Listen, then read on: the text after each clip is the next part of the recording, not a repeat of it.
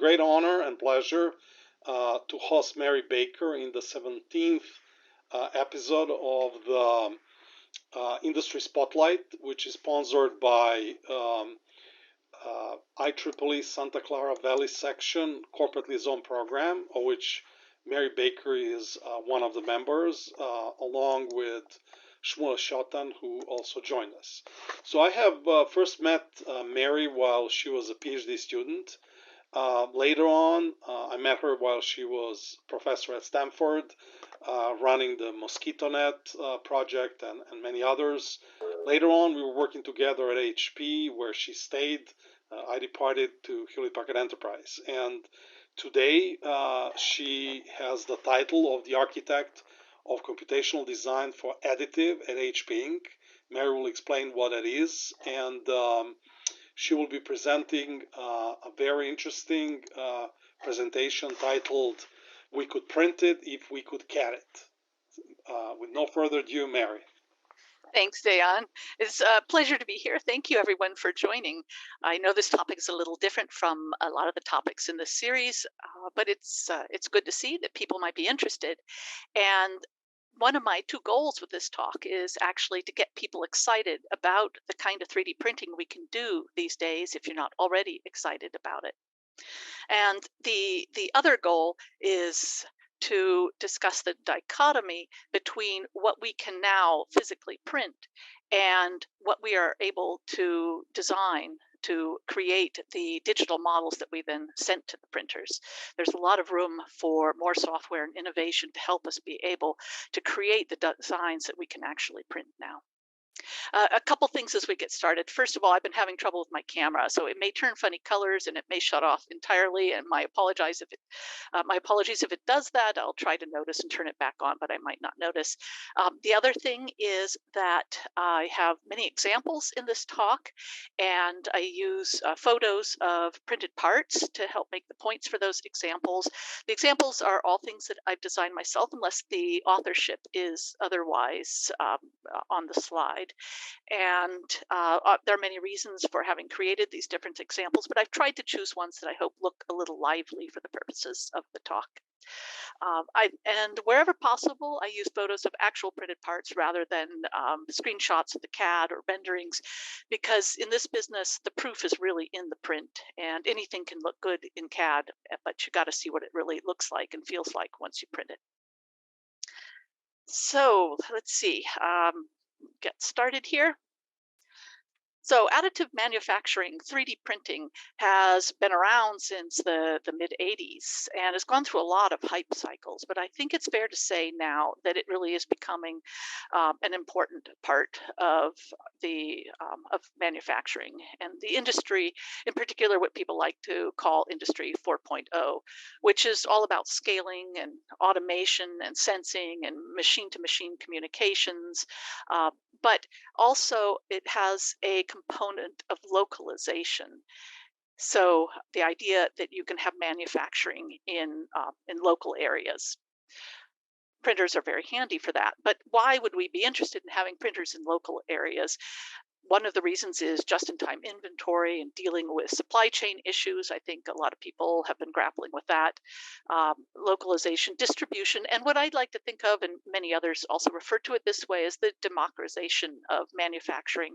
The idea that you can give people and local communities control over the manufacturing of things that they need and want, instead of relying only on getting things from other places. So who are these people that might benefit from this kind of local printing? Well, certainly the military. I think that at this point, all branches of the American Armed Forces, at least, have printers in their forward operating bases and on submarines, so that you don't have to reservice to deal with replacing parts and things like that. For similar reasons, a lot of scientific exploration organizations have put printers, taken printers with them or put them in useful places where they're exploring. Local communities, as I mentioned, and also emergency response. So COVID is a good example of printing and emergency response, and the benefits in particular of industrial scale 3D print and not just small 3D printers. So we'll take a look at that.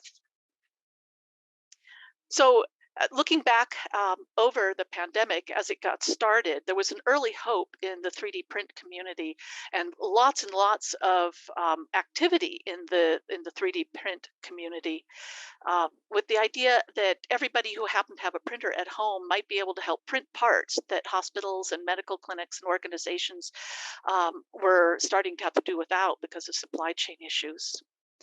And that worked here and there, but definitely not everywhere. And there were reasons for that, and globally there were reasons for why some organizations were able to have more impact in this area. So organizations that had experience getting medical parts certified, that helped a lot because even if a couple of neighbors were able to go and print nasal swabs or things like that, some local hospitals and clinics found themselves worried about using them because they didn't really know the one-off provenance of these parts, whether they would work or not. Certification is there for a reason, and they didn't know if they'd be sued if they'd used them. So it helped to have experience actually getting new parts and designs through a medical certification, which is there are many different certification processes in the EU and in the US and so forth. It also helped to be able to print industrial quantities of the same part. And you might have printers all around the world printing them so that you could distribute them that way, but it was the same part and you knew something about it and it had been certified. So imagine trying to print on your home printers enough nasal swabs for all of Manhattan, for instance. It really helped to have larger printers that could produce many more parts. And then it also helped to have some adaptability to the changing understanding in the pandemic of what was really needed.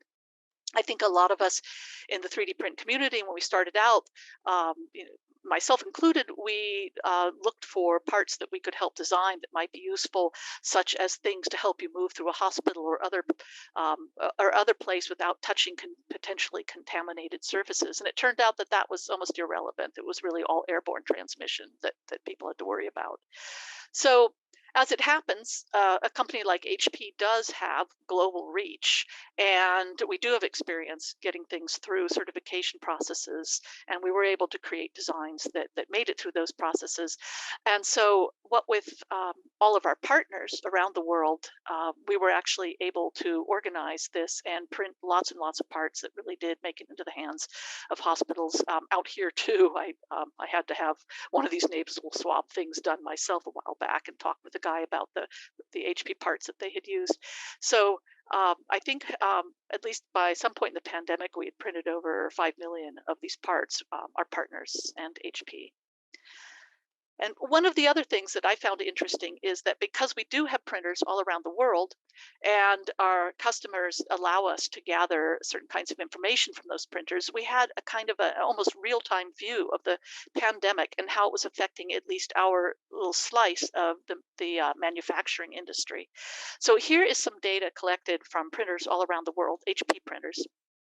And on the left vertical axis, we have cubic liters of fused nylon, so the actual material for parts. And on the right, oh, and that's represented by the blue line. And then on the right, the vertical axis is actual numbers of distinct parts printed, and that's represented by the kind of gold or yellow line there. And then there's time, I think, by weeks going across the bottom. And one of the things you'll notice is in late December, there was a big dip in the level of production, and that's typical.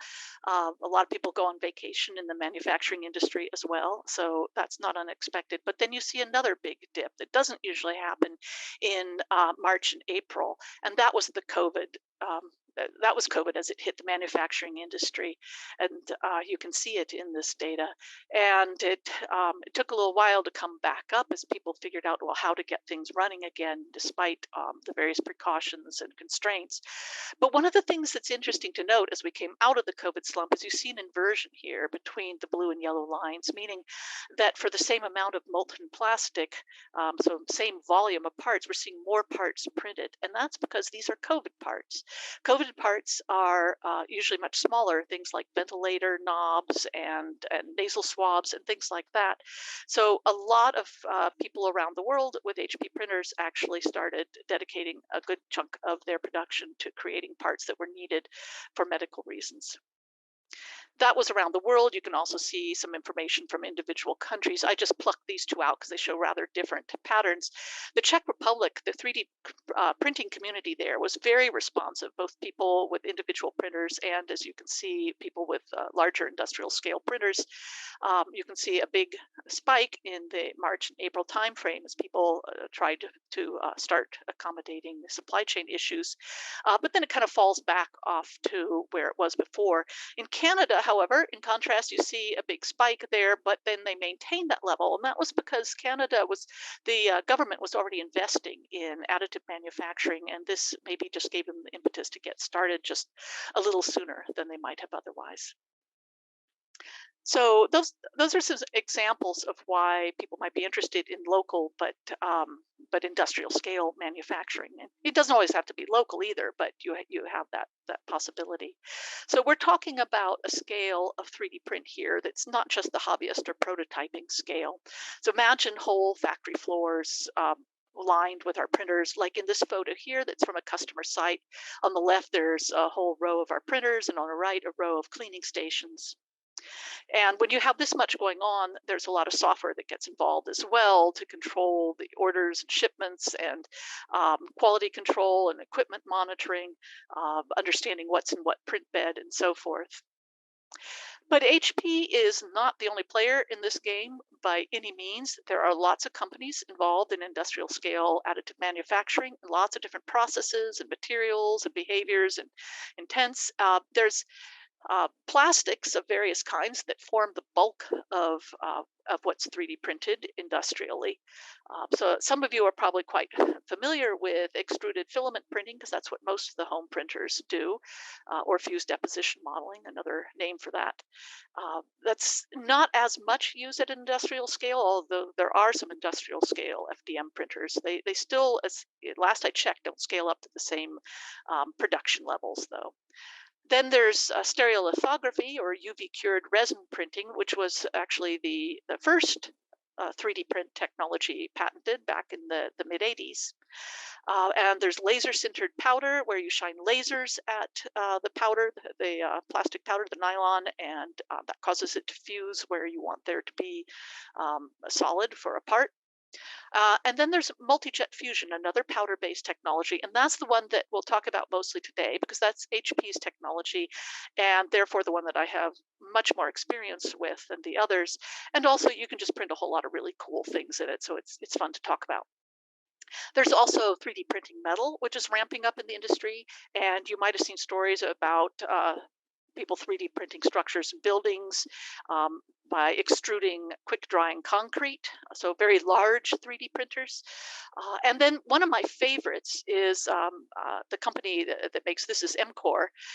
One of my favorites is 3D printing layer by layer, but using layers of paper, which are cut and inked and laminated, and you build up your part that way. So it's a very recyclable, compostable technique, and I'm a fan of it. I think it's really cool. There are many other kinds of 3D print, like printing biological tissue and things like that, but a lot of that's really not at industrial scale at this point. So that's what we'll be talking about. So MGF or Multijet Fusion, how does it work? First of all, you start with an empty print bed or platform, and you put down a layer of nylon powder. And then an array coming from the orthogonal direction, an array of print heads passes over that powder. And kind of like just 2D printing, it puts down tiny droplets of agents. So you're essentially printing onto the nylon powder. And one of those agents is a fusing agent. Wherever you put a drop of the fusing agent, that's where you want the nylon to become solid and form a layer of a part. There are heat lamps that heat that fusing agent so that it melts that nylon. And when that nylon then cools, it's solid wherever the fusing agent was put down. But there are also simultaneously other agents we put down, like detailing agents, which provide an abrupt cooling near fusing areas so you can get crisp edges and corners. You can prevent thermal bleed from from in the X and Y directions in your horizontal direction past the areas that you want fused. But we can also put down different colors of inks and things like that. So after you've done that, you put down another layer of powder, then another layer of fusing agent, another layer of powder, and so forth. And I thought I would just show this video because I think it's kind of mesmerizing to watch how these printers work. They have windows in the tops of them, so you can actually see it in action. So that was a layer of fusing agent going down, another layer of powder, another layer of fusing agent. So that's a new layer that's just been built up, another layer of powder. Here's another angle fusing agent, scooping up powder and spreading it. Another layer of fusing agent, and so forth as it gets built up layer by layer. I'm trying to switch to the next slide. Thank you. There we go. So printing, that was printing, but there's more to the process than just the printing, and I've tried to put together some photos of the rest of the process here. So in the upper left-hand corner here, that's the print process. Just below it is pulling out a finished print volume. So you build this up layer by layer, and you end up with a bucket of molten nylon wherever you have parts that are supposed to harden and become parts, and a lot of unfused powder wherever you did not put fusing agents. So that's what he's pulling out of the printer there. And then you let that bucket sit there and it cools over a period of time because you have a lot of melted nylon in there. And depending on the mass of molten nylon, it can take a couple of days to cool. So this is unfortunately not something where you can just print a part in 5 minutes. It really depends on the if you did a whole print bed, if you have a lot of parts in there, and so forth. But it's not an instantaneous process, especially because of the cooling. Once it's cool, then you push it into a cleaning station, and that's what this middle upper photo is. And then you start to vacuum away the unfused powder. And it's kind of like an archaeological expedition where you remove the dirt from around the artifacts. Here you're removing the powder, the unfused powder, from around the fused parts, and you end up with this bucket of parts with nylon still caked on them at the bottom. And then you can scrape some of that off or brush it off, and like in the upper right hand corner here, you end up with parts that still have a layer of semi-fused nylon all along the surface, and that you're going to have to bead blast off of it. So that's this bead blaster here is one of the ones I'm familiar with, where you lift up the top, you pop in your parts, you put your arms through those holes there into these really thick, unmanageable gloves where my fingers don't even manage to reach into the fingers, so it makes it really hard to hold things. And you try to hold the part, and there are hoses in there that you use to aim the bead blasting at the part, and a foot pedal to turn on and off the bead blasting. And then after you have your parts cleaned, then you might choose also to post-process them in some way. And there are a lot of different ways you might do that. One of them is by dyeing them. This is nylon after all, so these feathers down here have just been dyed with RIT clothing dye. So that's something you can do, but you can also coat them with ceramic coatings. You can spray paint them. One of my favorites is actually a chemical vapor polish, which reflows the very outside layer of a part, makes it a little bit shinier, and if it's a colorful part, it helps to make the color look more saturated. So that's the whole process, and I'm wondering, does anybody have any questions about that before we go on? By the way, I like questions, and it makes it more fun, and whoever asks the question I like most, promise to send you a cool part. And you can also type questions in the chat if you are shy, and then we can read them. Yes, although I might not see them while we're going. Someone might have to nudge me to tell me they're there. Okay, so that's the print process. But why do I think it's cool? What are some of the things we can do with this? One of the things that's nice about it is that we can print strong, relatively flexible parts. And they are strong because we print, we process an entire layer quickly, all at once, which means layer by layer we have better bonding between the layers. We can also get relatively fine features, and that's due to having a good voxel resolution. A voxel is kind of like a 3D pixel. It's our smallest printable unit. You could think of it that way. And because ours is relatively small, and then we can put down, just a few voxels and get a relatively fine feature. So our voxels are 20 microns in the X and Y direction, so the horizontal plane, and the layer height, so in the Z direction, the layer height is 80 microns about. So that's pretty small. You can get a lot of good detail that way. This is also a powder supported geometry that this is a powder technology or printing process, which means that we can get powder supported geometries. And that's cool because what that means is that whatever is going on one layer, it's supported underneath by either unfused powder or fused nylon. So those of you who have used home printers like FDM printers, you might know that if you have an overhang, so a layer where something starts to jut out over empty space, that you have to do something to support that while it's while it's melted plastic. Here you don't have to worry about that because even if there isn't some kind of solid part beneath it, there's unfused powder beneath it to support it. So that means that we can print all sorts of things like overhangs or parts floating inside other parts or interlocking elements like chains, as long as there's some unfused powder between the different surfaces that are interlocking so that they don't fuse together unintentionally. We also have voxel level controls for color and other agents. So some of that is still in the R&D process, but color is a great example. That we'll have other examples as we go along. And the process is also amenable to automation and customization because it's a pretty speedy print process, and the print bed is also relatively large. So those are some of the nice things about this particular process. Now we get to some of the things that are an issue. So our printers can now print pretty complex parts, and we'll see some of those. The problem is that we can't always design those complex parts. The software is lagging behind. That's because traditional CAD software wasn't designed to handle that kind of high complexity. So, millions of little tiny geometries. That's not what it was about. So we get that complexity because we can print very fine features, and voxel by voxel, we might want to have control over that. And there are an awful lot of voxels in a print bed, so that also brings complexity. Then there's the problem of what I call designing for intent rather than the print process.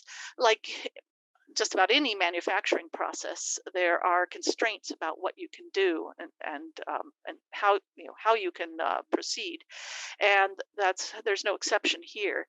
So we'll talk about this more in a minute. But what you would like to do is print for your intent, but you really have to print for the process and what goes on inside the print bed. And the two, there can be a little bit of a gap between the two, and so we really need computational assistance, and at least if we're scaling this up, we really need some computational assistance to help understand how to achieve the intent. And then also with automated designs, there's constraint checking and so forth. One-off, you can check a design to make sure that nothing's going to go wrong with it. But if you're really trying to ramp this up and automate things, you're going to need more help. And especially if you're automating customization, where people might try to do any number of things you weren't expecting. And then I know I'm doing this a little out of order, but then there's also cleaning and post-processing of parts.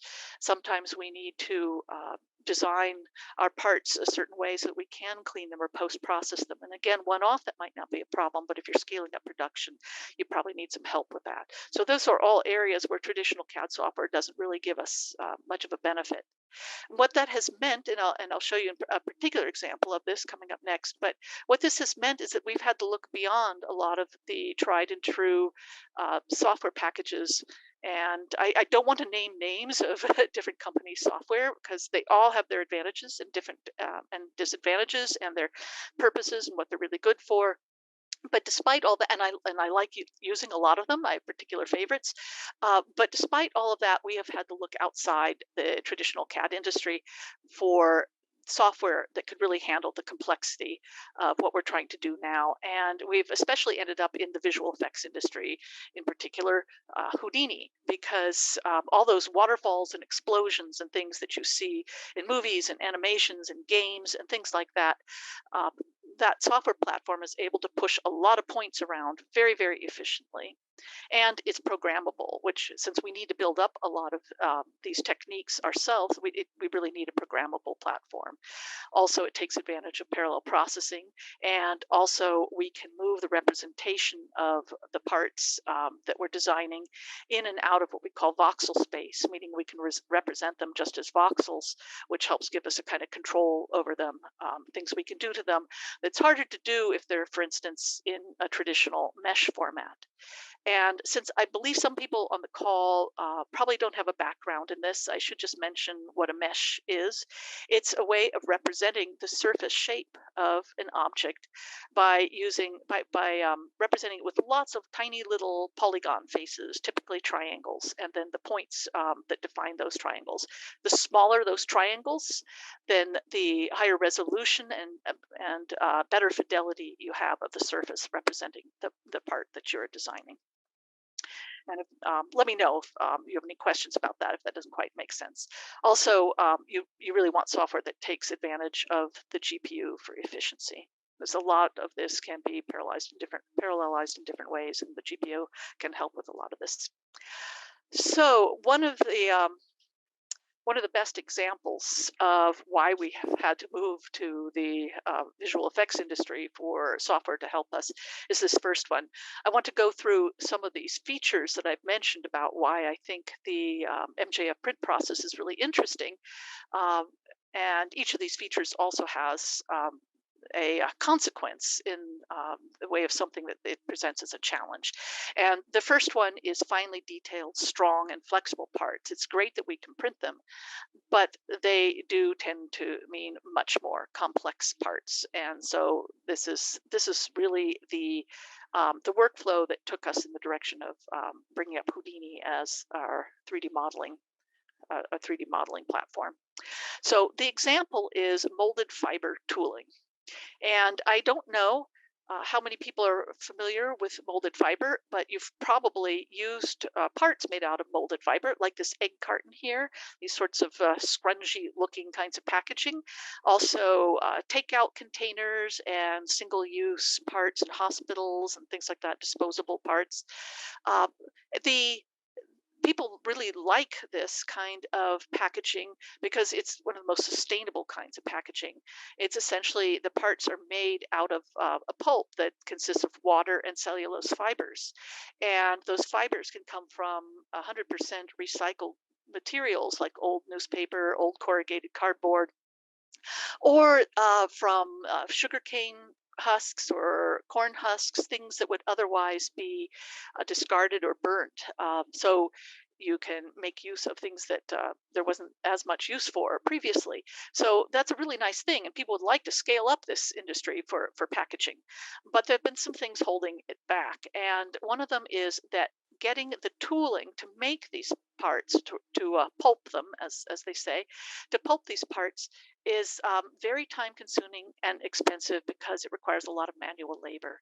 So the way you make these pulp parts is, or the tooling for these pulp parts is, you get a fine wire mesh screen, and then you cut that screen by hand and sew it together by hand, and you then hammer it down over a CNC metal form, that so that the screen takes the shape of that form, and that's the shape of the eventual pulp parts that you want to make. And you dip this screen and this form down into a slurry of the water and the fibers, and you suck that through the screen and through the form, and that brings the fibers down so they lie down across the screen and take the shape of the part. You pull that out of the slurry, you take off the wet pulp part and dry it, and you have your egg carton. So that's great, but getting those the tooling for this is expensive and involves a lot of human labor and takes time.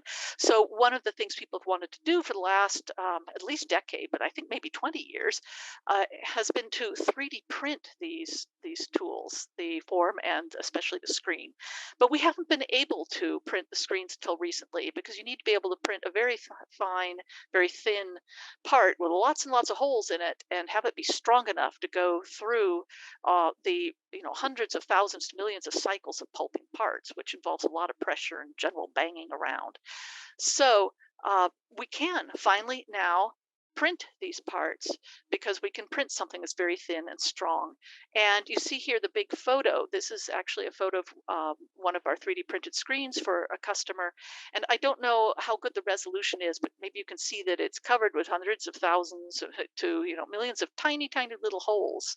So that's a lot of complexity there. This is not something where you can lay out all those holes by hand. And so you really have to do this algorithmically. And there are challenges to doing this algorithmically because in order to get a nice evenly pulped part, you need those holes to be very evenly spread over the surface. And that's a challenge, especially in areas of high curvature with the shape of the surface. So these holes, the screen itself is only a millimeter to about 1.2 millimeters thick, depending on the screen and the part and the customer. And the holes are half a millimeter in diameter, and from center point to center point, they are less than a millimeter distant from each other. So you can imagine you get very little plastic between these things. We're down to just a few voxels of plastic between the holes. So it's very important that as we go around areas of tight curvature that we not distort the size of the holes or their distances from each other. And so if you've looked at traditional ways of applying a texture to an arbitrarily curved surface, you'll know that you probably not going to get away with that because of the distortions that result. So this required new techniques and new algorithms to do that. And it also required a much more powerful tool than any of the ones we had available from our more traditional tool sets for 3D modeling. Just to give you an idea of the scale, you can see that all the holes in this middle picture here, that's a very, very tiny test part. For scale, you can see that's my thumb holding it. So lots of little tiny holes there. Mary, do you want quickly to answer a couple of questions? Oh, sure. Yeah, I couldn't see that we had any. Yes, the first one is, what are some of the most challenging materials that you have printed with? Okay. So that is interesting. Most of the printing that I have done has been with PA11 and PA12, which are kinds of nylon, which the bulk of MJF printing is done with those. But there have also been some materials that we've used in labs that have presented challenges in part just because they're new. I've also printed with some of the elastomers that we have available, and that has been challenging because the look and feel of the final part is different, and you have to get used to how to match your intent with what the part actually comes out like. I've only done very limited printing with like FDM printers and with stereolithographic printers. I've done a little bit. For me, one of the challenges with the SLA or stereolithography printers was just the smell and the chemicals. I found it challenging to work with that. But and then printing in metal is still challenging because some of the wonderful features that I mentioned about being supported by powder, that's true when we're actually creating what's called the green part in metal. But with 3D printing the metals, you then have to take that green part and sinter it in an oven, and that makes it very fragile. And you do end up having to design in supports and things like that if you're when you're 3D printing with metal. So that's also, I think, more challenging. I don't know if that helps answer the question. So there was a question by Tom Coughlin, in case you want to send him. Oh, hi, Tom. Some Eng basket or whatever. The next question is by Gene Freeman, one of multiple past HP colleagues. And the question is, what determines the smallest size of a voxel? That's a great question. I think there are probably people who will have much deeper answers for you, but part of it has to do with the size of the nylon powder, those little tiny granules of nylon powder. And part of it has to do with how the fusing agent or other agents move through the nylon powder.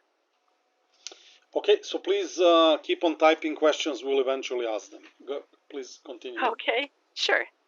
Okay, so so this is an example why I hope that as we move forward, traditional mechanical engineering curriculum in mechanical engineering might start exploring software design packages outside of the traditional CAD ones.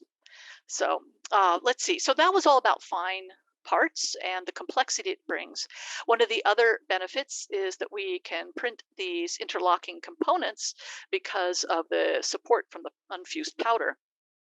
And now the reasons why you might want to do this include being able to print parts that don't require assembly, where if you had to print them each piece separately, and then you might have to assemble them. And assembly in manufacturing is always expensive and error prone. So when you can avoid it, that's a very nice thing to do. It's useful for things like hinges and things like that. Here are some examples. So fabric over here of hinges that actually go in two directions, so that you can fold it in one direction, you can fold it in 90-degree direction, but you can't fold that fabric in any other direction, at least not without breaking it. So yeah, hinges are interesting things to work with, but you can print them all in one piece without assembly. Likewise, you can print floating parts like this coronavirus here and its containment system around the outside that's printed as one piece, because you have powder between the part in the middle and the sort of netting around it. Then things like this chainmail or lace, you can print things like that. And then this bobbin up here, which might seem like a little bit more of a useful part, so we'll take a peek at that. So this is printed in one piece without assembly. And in fact, even trying to create it out of parts that could be assembled is a little tricky. So it's nice that we can print it as one piece. It takes advantage of both the fact that we can print these interlocked parts, but also that we can print small but strong parts, as you'll see. So I don't know how many of you have ever done any work knitting or crocheting, but if you like to use a lot of color in the things that you make, you can end up with this horrible mess here up in this photo here on the left. Things get tangled very, very quickly. And so I wanted to be able instead to take each of those strands of color and wind them up and get them snug close up against the fabric, and then only pull them loose when I needed to knit with that particular color. So I looked around for a solution, couldn't find one. And the lovely thing about being able to 3D print things is that you can create your own solutions. So I made a bobbin here where you wind the thread around the spool and it doesn't unwind for two reasons. One is the chain, and the other is if you look in the lower left-hand corner, this is actually CAD, not a photo of an actual part, because it's just easier to see in the CAD here. You wind the thread or the yarn around that bobbin, and it won't move because of the chain and because there's this little cross piece here that is in the way. But you can, with one hand, which is important while knitting, squeeze the top and bottom pads, which pushes the cross piece, because there's a spring here, pushes it into the inside of the spool, and then you can unroll however much you want. So this is something that works really well if you can print it without assembly. Whoops, I didn't actually need to play that video. Okay, so that's things that are nice about these interlocking components. But then, like with all these other nice features of MGF printing, there are also consequences and challenges. So what are those for interlocking components? There are a lot of them, but one of them is a design for intent challenge, which is, does the part that you really want to get, the part that you intend to get, what do you actually put in the print bed in order to get that part? Because in a sense, we don't get to design for the final part, we have to design for the process and what goes on in the print bed. And an example is gauge. So imagine you are 3D printing a chain, And if you don't want one chain link to fuse together with another chain link, you need to make sure that there's some unfused powder between them in the print bed, which means you have to place them relatively carefully with respect to each other, have some distance between them. And that is, and so, these are parts in front of you that are more complicated than a chain, but you can pretty much calculate the gauge of your interlocked components as long as all the interconnections are, say, orthogonal. So that chain that you have designed for your print beds, if there's some space between each of those links, when you clean it, when you pull it out of the print bed and clean it, it stretches, right? Because all of the surfaces can touch each other now. So it's a longer chain than what it looked like in the print bed. And the same is true if you have lots of other kinds of connectivity too. So what you want to do is figure out what you want your eventual gauge is to be, and then figure out what you need to do in the print bed to achieve that. And there is no, as far as I'm aware, I have not found available a general purpose solution for this.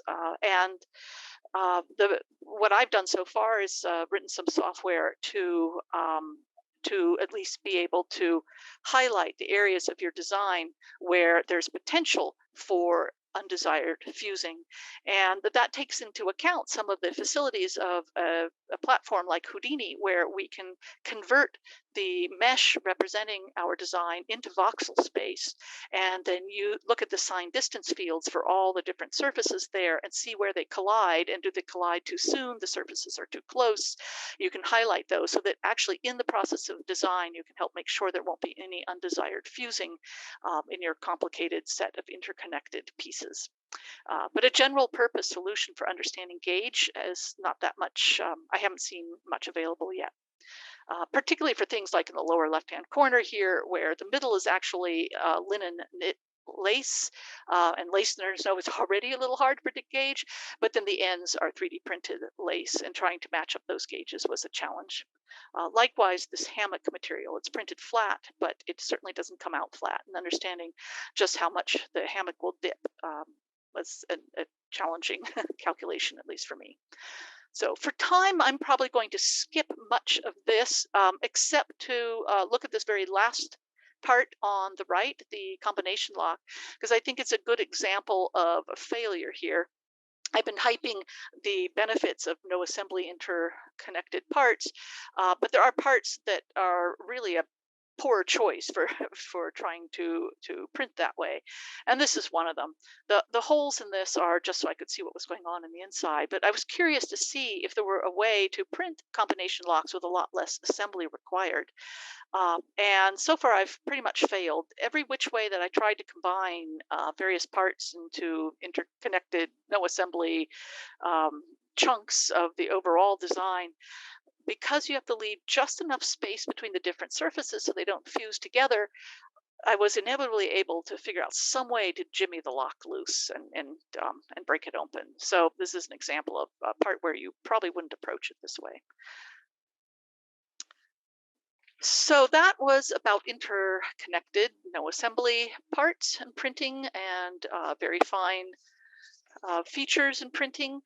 And now I was going to move on to color and some of related areas, but I want to stop and see, are there more questions at this point? Yes, there are many questions. Oh, So, well, that's good. haven't you met with any challenges with the grain structure of the 3D printed objects versus forged objects, either as qualities of the finished product? Yes. Oh, yes, indeed. Uh, yes. So depending on the orientation of the part and the version of the firmware and other things, you can sometimes see the layering. So, um, so absolutely, these like many other industrial processes, you can see something about how it was constructed. Uh, in fact, sometimes when I'm designing things just for my own purposes aesthetically, I kind of take advantage of that layering, that grain, Kind of like when you're carving something in wood, the grain can be a feature rather than a problem, and sometimes it can be a problem, of course. So it is something you have to accommodate.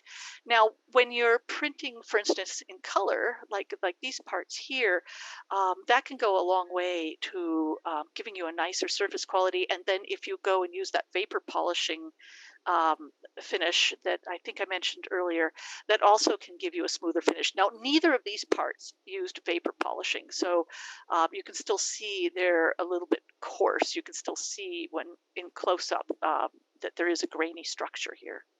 So yes, absolutely. Okay, next question. Are these your creations that you're showing?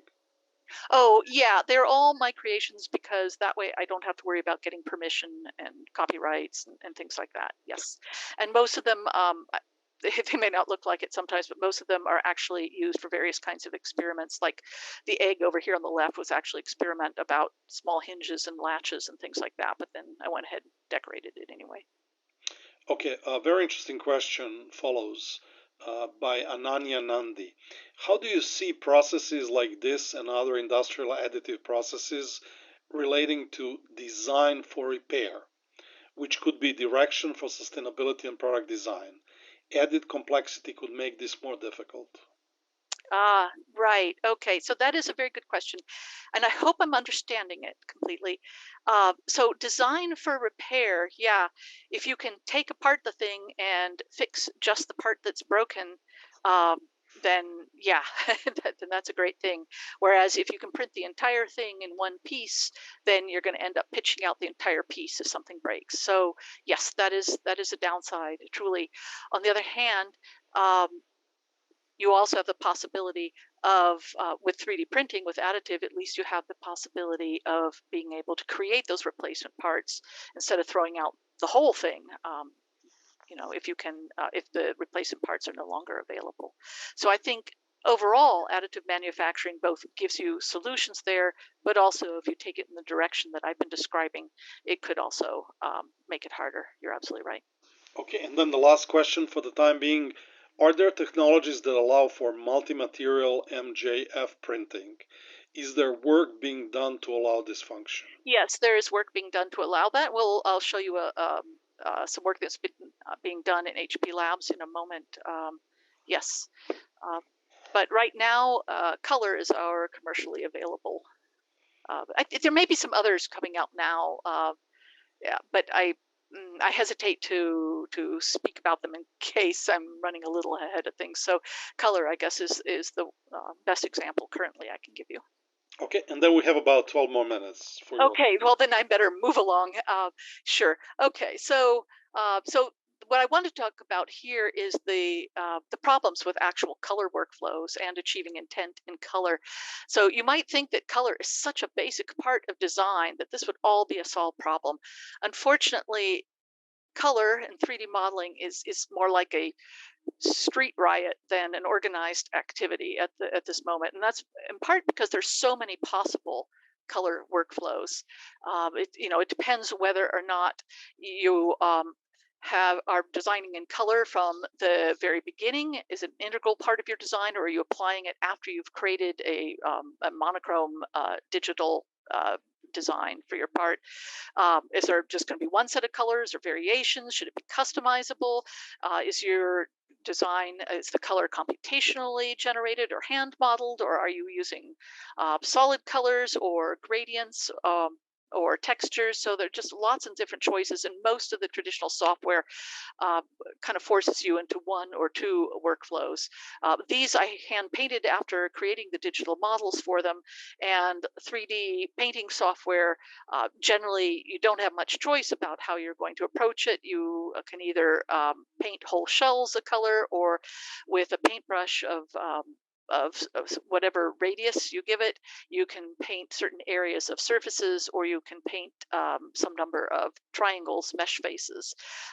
But all of that is very tedious, and something like this egg over here, having painted one or two flowers, you'd like it to figure out how to do the rest of them itself. There's at least one application there of machine learning for helping with color workflows. So that's hand painting. But there's varying levels of computational addition of color. Like this feather over here on the left, that was a part that was just plain and then painted afterwards, but it was painted with a computational color gradient across it. This cat dish holder here at the top for getting the cat's food dish up off the ground, that used they actually used the algorithm they used for detecting if something's going to fuse undesirably, except that so that algorithm paints things for you where you might be worried about it. But I gave it this design and absurd parameters and thought the paint looked sort of cool. And then down at the bottom is an example of something where you're designing color in computationally from the very beginning. So I made a fish and then I filled it with a lattice. The lattice unit cell happens to be just these rings of different colors, with the idea that as you move the fish around, it would have predominantly different colors from different angles. So there are lots of different color workflows and not much support for one or another, or for determining whether the end result meets your intent, because all of the 3D printing processes that involve color, the colors you actually get aren't quite what the colors are in the 3D CAD software you're using to paint them. And so it can be helpful in the process of design to have some software that actually shows you what the colors in the color space that you'll end up with having printed it. So we did write some software to do that, and that's very helpful as part of the design. So that's color workflows. And then I guess one of the questions was about multi-material design challenges.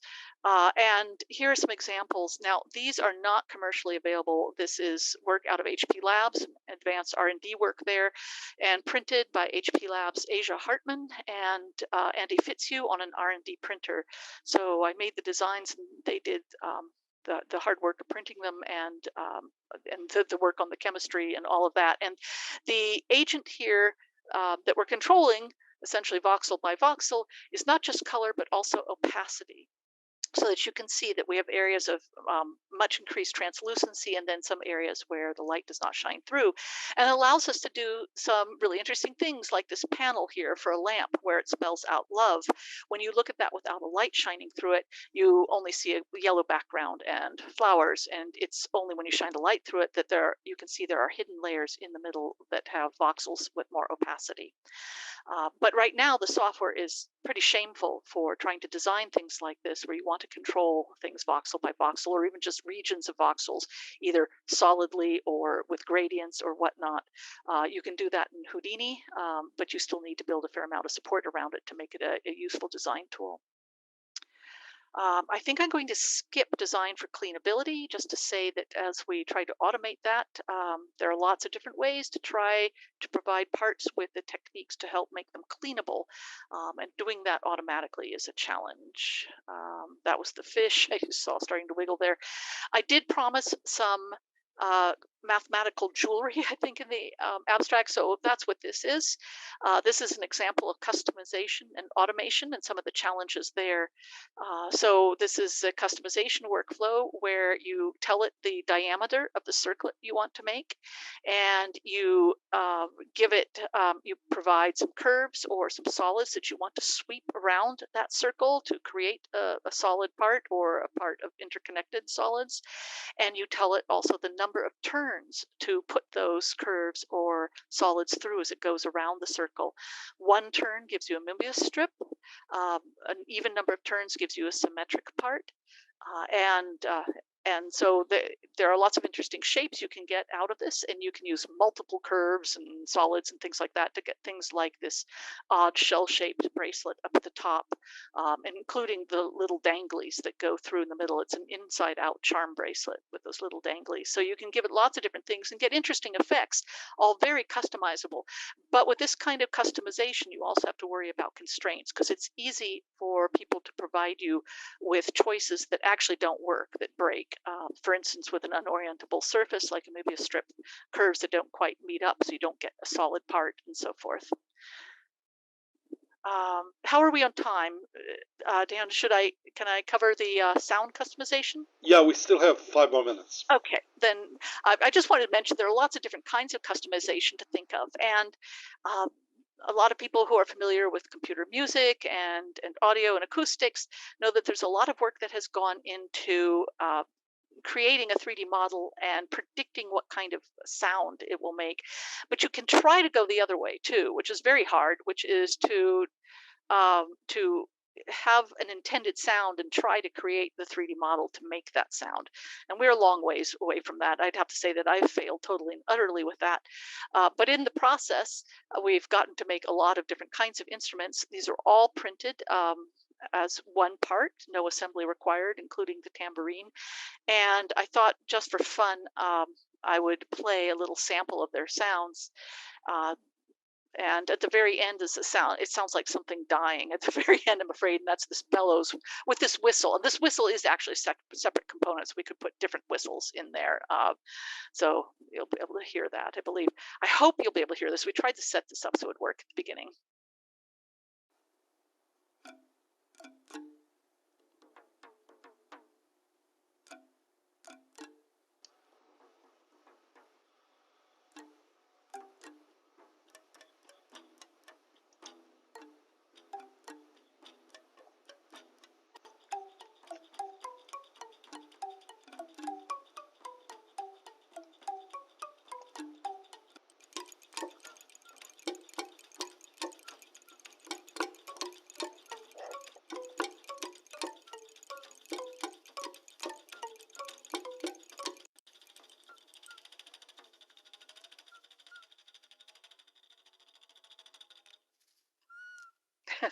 That was the dying whistle there. So I jumped around in there. I don't know how well you were able to hear that, but there are a lot of cool sounds you can get, mostly percussion, out of very easily achieved designs for printing parts, including this harp, which rather foolishly, the strings are also 3D printed here. Really, you want to have your strings be separate, so if they break, you can put on a new one. An example of what one of the attendees just asked about, where you have to throw out the whole part if you've printed it as one assembly. In this case, well, I managed with one broken string, but yeah, that's a problem. And then the last thing I promised, I think, was how to keep the ants out of your food scrap bin. So I think a lot of us who got involved in 3D print got involved through trying to fix some domestic problem. Something was broken and make a replacement part, or fix some problem around the house or the yard. I was no exception. We had a problem with a sink drain, so I made a sort of a strainer or drain cover, including a part that looks suspiciously like a COVID swab for punching out the holes if something gets stuck in them. Maybe more importantly, a teenage driver was terrified about backing the car out into a post at the edge of our driveway because you couldn't see the post up above the height of the window. So we made an outdoor sculpture where you can mix and match different parts of it, which has withstood the elements. These probably 4 years now, the sun, the rain, and all that. The only thing it didn't withstand was the electric hedge clippers. And then finally, this moat that I made to keep ants out of the food scrap bin, although I forgot to put water in it for the photo here, but it works very well. Ants won't cross the moat, so that's been a great solution for this and other things. And then so you can make some very simple things and get a lot of mileage out of them around the house, and then dig in with more complexity, as for instance, I decided to add the ants back to the part. And the interesting thing about that is I didn't want to have to place them all around there, so you write a little software to place the ants around the curve. But then also I wanted to make sure none of their little feelers or legs broke off as they go around this curvature. So to take the flat ants and kind of pull them toward the surface so that they all meld with the surface. So there was that. And in summary, I guess putting all the puzzle pieces together, so to speak, I hope that we've covered some things that intrigue you about the kinds of things that we can 3D print now, if you weren't already aware of them, and a lot of the software challenges that we face in order to be able to create those designs to 3D print them. I hope that some of you will know of potential interns. If you know of any grad students or advanced undergrads, we would love to bring them on board if at all possible. So please contact me if you do know of anyone. So thank you very, very much. And let me know if there are further questions. And feel free to contact me by email if you have questions that don't get answered right now. There aren't any questions in the chat. Are there any verbal questions by attendees? If not, I have one. Mary, what is the most promising vertical for 3D printing? Oh my. Okay, so I am not that good a business person, so uh, I think I probably don't have the most reliable answer to this. I can tell you some of the verticals that I find very interesting. The molded fiber one has been fascinating to work on, and I don't know if any of my colleagues are online. Mike DeRocher has been involved with it. I see he's there. I don't know if Nate Shirley or Matt Shepard or folks are also available, but an absolutely fabulous team of people to work with.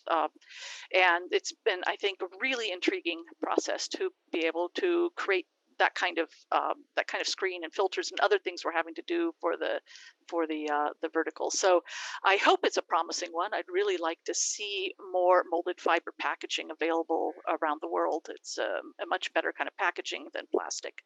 Other verticals, HP is involved in a bunch of ones with orthotics and athletic shoes and things like that.